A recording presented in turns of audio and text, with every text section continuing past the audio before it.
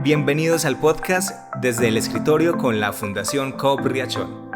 Un espacio pensado para compartir experiencias, historias y aprendizajes que te pueden servir para empoderar tu vida en aspectos tan importantes como lo son la salud, las finanzas personales, el emprendimiento y otros temas de interés que te ayudarán a tomar mejores decisiones. Hola a todos, es un placer compartir nuevamente este espacio, ya en nuestro segundo episodio. Hoy tenemos un tema muy especial o muy bueno para todos, tiene que ver con la salud mental y con las emociones. Claro, Carlos, y para tratar este tema tan importante de las emociones, hemos invitado a Camilo Montoya, psicólogo cognitivo, que nos va a contar el día de hoy qué son las emociones y cómo manejarlas. Bienvenido, Camilo.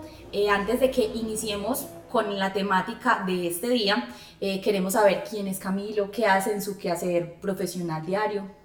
Bueno, claro que sí, como ya lo dijeron, mi nombre es Camilo Montoya. Yo actualmente soy psicólogo líder del proyecto Psicociencia, encargado de generar programas adaptados a las necesidades particulares de las personas. Actualmente estamos obrando acá en el municipio con programas para infancia, adolescencia y para adulto. Excelente, Camilo.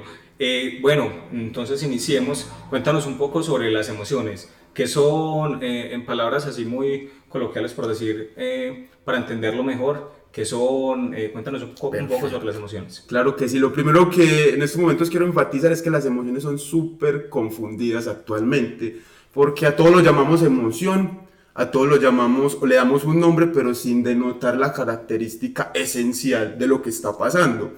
Por ejemplo, y vamos a tenerlo así práctico,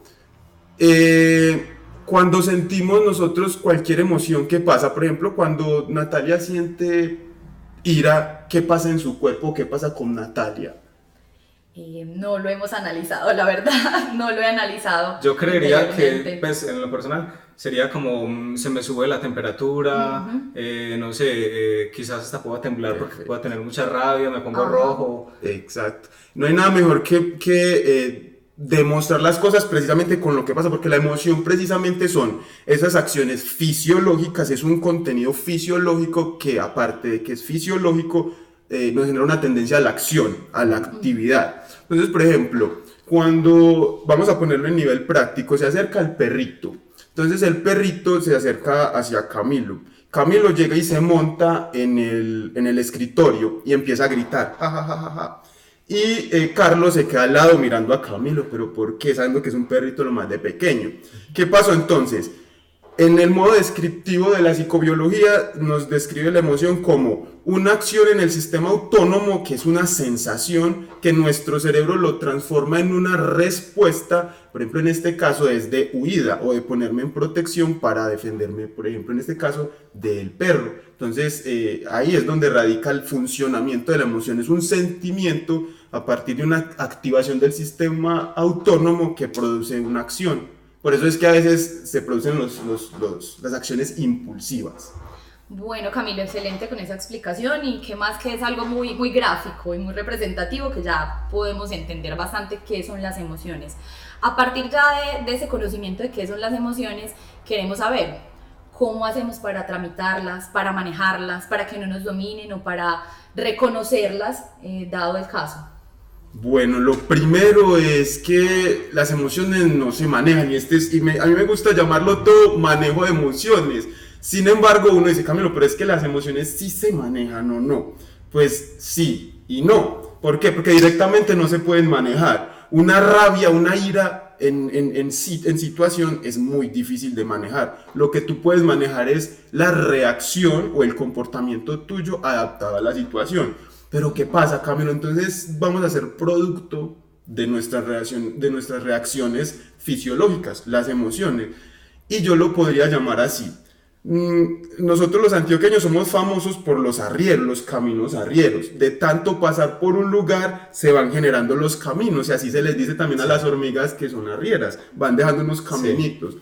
Así pasa con nosotros los seres humanos. Nosotros podemos generar unos caminitos y de eso se trata la educación, para que a posteriori, por ejemplo, los niños seamos unos adultos con un mínimo o con una viabilidad de salud mental para ser funcionales. Entonces, primero, para gestionar las emociones, tener en cuenta que es como tratar para manejar unas emociones. Primero, no se manejan, se gestionan. ¿Qué vamos a hacer con las emociones? Es como un río. Entonces, si yo necesito miniar o si necesito barequear en esa parte y lo único que puedo hacer es que no haya agua, ¿qué voy a hacer? ¿Me paro en el río y trato de manejarla, el agua? ¿O será que qué puedo hacer en este caso para poder barequear en esa parte? Por ejemplo, en muchas ocasiones lo que hacen es desviar el río. Cambian el cauce, pero en eso pues no estoy poniendo yo mi fuerza ni mis energías para sostener pues ese río. Entonces las emociones no se manejan, sino que nos podemos preparar para reaccionar como nosotros queramos a partir de nuestros principios y controlar nuestras reacciones. Bueno, Camilo, tengo una inquietud. ¿Para qué están las emociones? ¿Para qué nos sirven? ¿Son buenas y malas? ¿O cómo se podrían denominar? Bueno, claro que sí. Bueno, como tal, las emociones se escucha mucho que no, que es que... Y hablemos en estos momentos, yo les pregunto, vamos a devolver con un poquitico de pregunta. ¿Ustedes creen que hay alguna emoción buena o alguna emoción mala?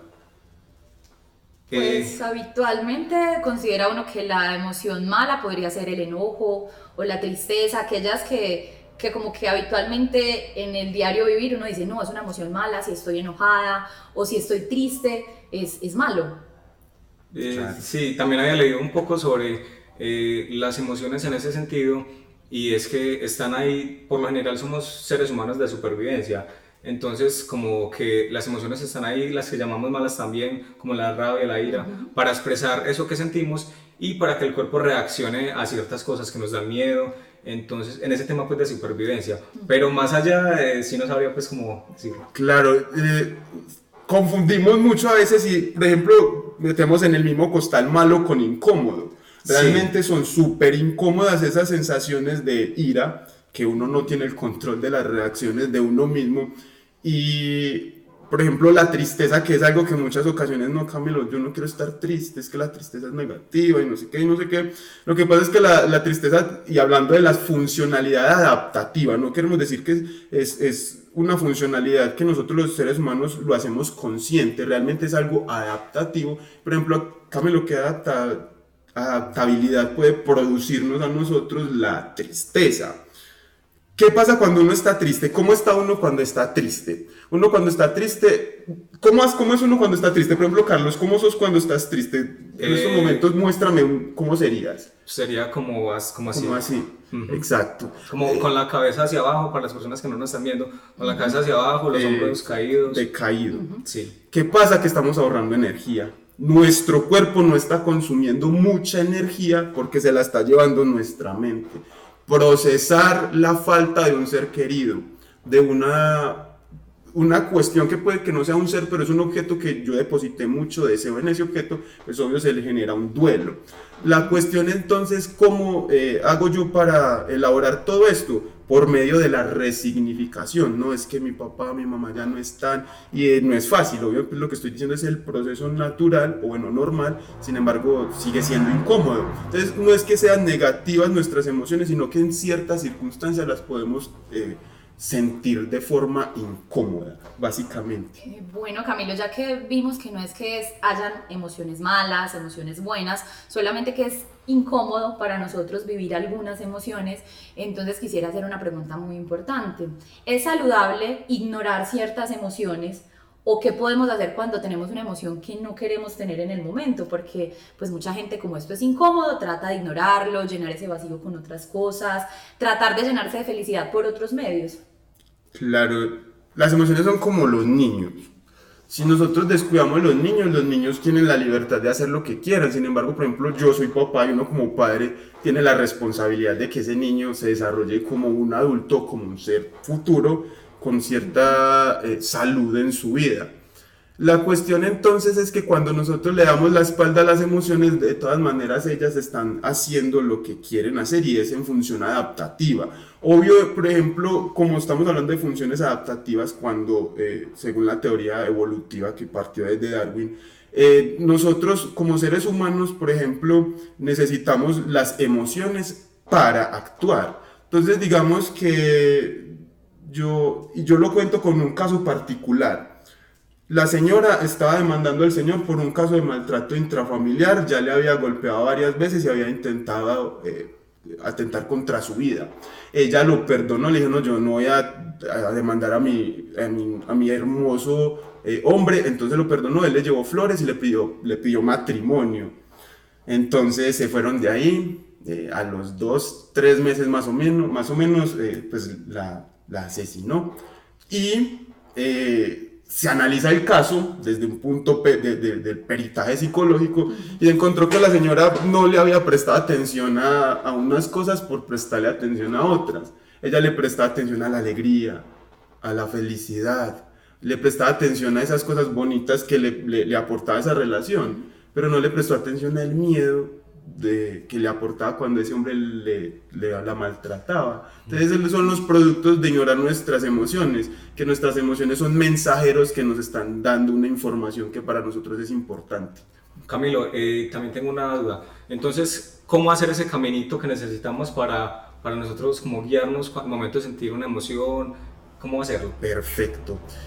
Yo creo que desde ahí parte la clave precisamente porque lo que nos enseñan ay Camilo, entonces ese caminito se puede hacer desde la infancia o solo es desde la infancia y si yo ya estoy grande entonces ¿qué es lo que puedo hacer? No puedo hacer caminitos sobre terreno que no conozco.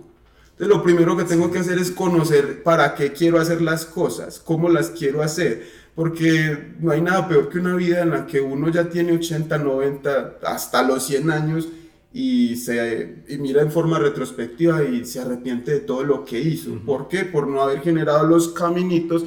¿Para qué? Para que cuando yo sintiera la emoción no fuera la emoción dueña de mis acciones, sino que yo soy el dueño de mis acciones. Entonces primero, ¿qué es lo que yo quiero hacer con mi vida? ¿Cómo quiero reaccionar? Porque, ay Camilo, imagine que yo estoy en el ejército, necesito mucho de mi ira, pero me ha causado mucho problema, entonces yo necesito que eliminemos la ira. No, tenemos que generar unos caminos saludables para que usted en su profesión redireccione la ira. ¿Cómo se hacen los caminitos? A punta o por medio de lo que nos perjudica en muchas ocasiones y es el pensar, pero un pensar productivo, una organización cognitiva estable. Y para eso es un proceso de reconocimiento, cómo soy yo, qué soy yo y qué quiero de mí y para mi vida. Y en ese tema que mencionabas de la infancia, por más difícil que haya tenido la infancia una persona, que nunca nos enseñaron quizás ese tipo de cosas, cómo manejar las emociones, ¿es posible cambiar eso ya mayor? Como lo mencionabas ahorita, cuando lleguemos a 70 años, no recordar las cosas malas, sino decir, tuve la oportunidad de cambiar de aquí en adelante lo que soy. Sí, el mejor momento para el desarrollo es la infancia, la primera infancia, más o menos hasta los 7 años se lleva un periodo de poda, mejor dicho, hasta el periodo de 0 a 7 años es el periodo en el que nosotros generamos nuevas neuronas, nosotros estamos generando nuevas células. ¿Qué pasa después de los 7 años? Que empieza la poda neuronal y empezamos a perder neuronas. No quiere decir que es algo desesperanzador, nosotros en estos momentos estamos perdiendo neuronas, pero lo importante es que sigamos estimulando nuestra cognición para que esas neuronas no se vean afectadas. ¿Qué pasa entonces en este periodo infantil?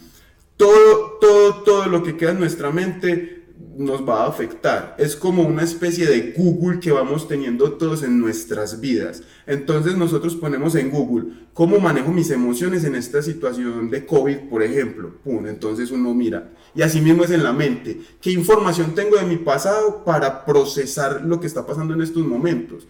Y se ha visto, por ejemplo, en escenarios de parejas, en la cual el amor se confunde con apego y toda la vida se ha visto una transversalización de que al amor se le llama apego. ¿Por qué? Porque uno va hacia la infancia y lo que encontraba es que en la infancia se generó una relación basada en ciertos apegos, pero en este caso, si denotamos por ejemplo un apego inseguro, las inseguridades que se reforzaron en la infancia puede que se procesen también en un aspecto adulto o en un aspecto pues de más adelante. Entonces cuando ya identificamos, porque para eso es la observación, Si no observamos lo que está pasando, no vamos a saber cómo cambiarlas. Si no reconocemos cuáles son los surcos que ya hay, no vamos a poder cambiarlos. Entonces, en la infancia lo principal para que nosotros llevemos a nuestros hijos para una vida saludable de sus emociones es no negárselas, que no den las espaldas, sino reconocerlas. Y mucho más en un sistema en el que a veces el hombre se le reprime la emoción o se le reprime el llanto. Usted no puede llorar, no puede estar triste. Bueno, Camilo, súper buena esa información que nos has dado el día de hoy. Quisiera que finalizáramos con algo muy puntual. Vamos a hacer como una síntesis en como unos tips básicos que vamos a tener para tramitar las emociones o para tener al menos una vida emocional saludable, como lo dijiste ahora, algo como muy básico y que sintetice lo que ya hemos hablado acá. Listo. Primer paso entonces para una vida saludable en relación a las emociones,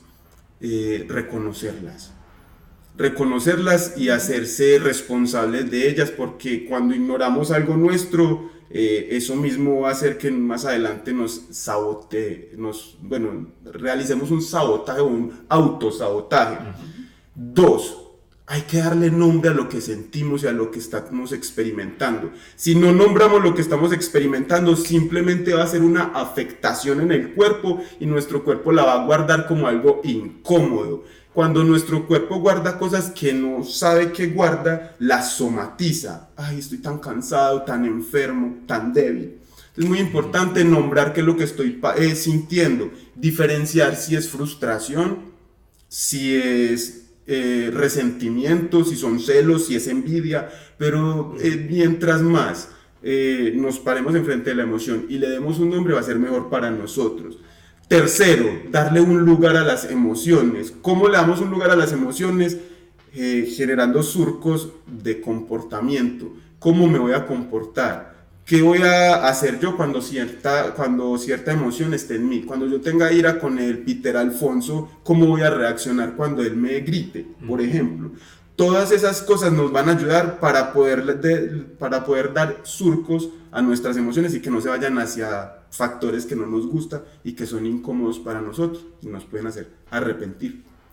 Perfecto.